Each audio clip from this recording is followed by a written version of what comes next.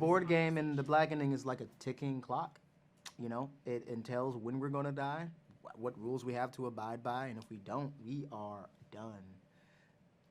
Yes, I think the board game was like a physical representation of the struggle. Of being like, oh, right, like we're like marking our journey to survival.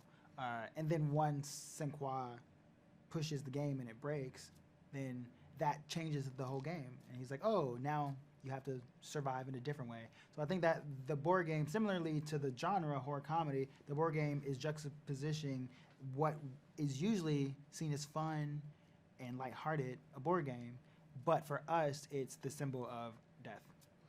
The board game in the Blackening is also a symbol of absurdity, of within Black culture, how sometimes we can test your Blackness and see who is the Blackest and who's not Black enough.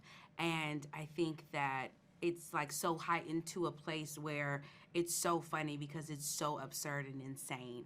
And that I concur with what they said about it, but I think that that's a little note that people should take away from the game as well. Yes. Also in Black households, board games are a big deal. Oh my God. Fucking deal. Like Monopoly will take days in my No, and start fights. I know. Taboo, I stopped talking to someone for 2 months. Yeah. Because it was countries. I did really good.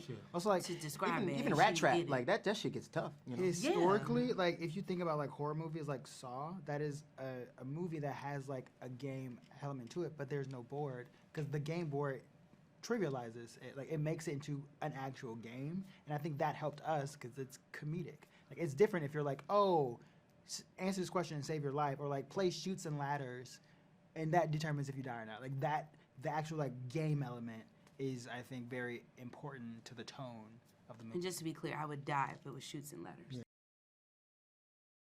We all need to. Every character in the film represents a different type of meaning of Blackness. In a way. It's and like 7 archetypes. Yeah, and I think you need to be with your homies who might represent, like, that's you, oh my God, you. I mean, we all have a Nigerian friend.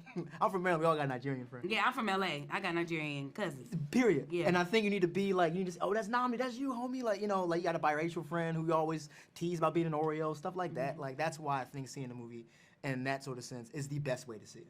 Yes, because I think in the film, it is a contrasting points of views.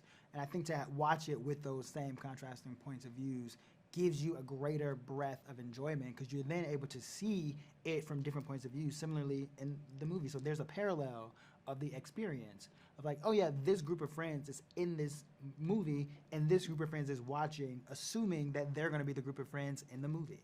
So like that experience, I think, heightens the entire experience. Okay. No, you should go see this on Juneteenth because, fun fact, spoiler alert, our movie takes place in the world of Juneteenth during Juneteenth weekend, and we're all coming back together to reunite. So I think you need to bring you, your mama, your cousin too, and that toxic ex, because I know you texting them, and bring them all together and see the movie because Juneteenth, honestly, is it's the first time that we've had a federal holiday for Juneteenth within the past, 2 years, I think? Like, it just became a holiday. It's fairly as new. As of recent. It's fairly new. So I think it's a way to not only honor that, but to uphold and support Black people. Like, we lack representation in so many areas, and the best way that you can show support is by coming out with a group, telling everybody to come out for the reasons that they said, to experience something that you've never felt before. You should see The Blackening on Juneteenth because seeing a horror movie during the summer, especially one that takes place in a cabin in the woods, is a fucking American pastime.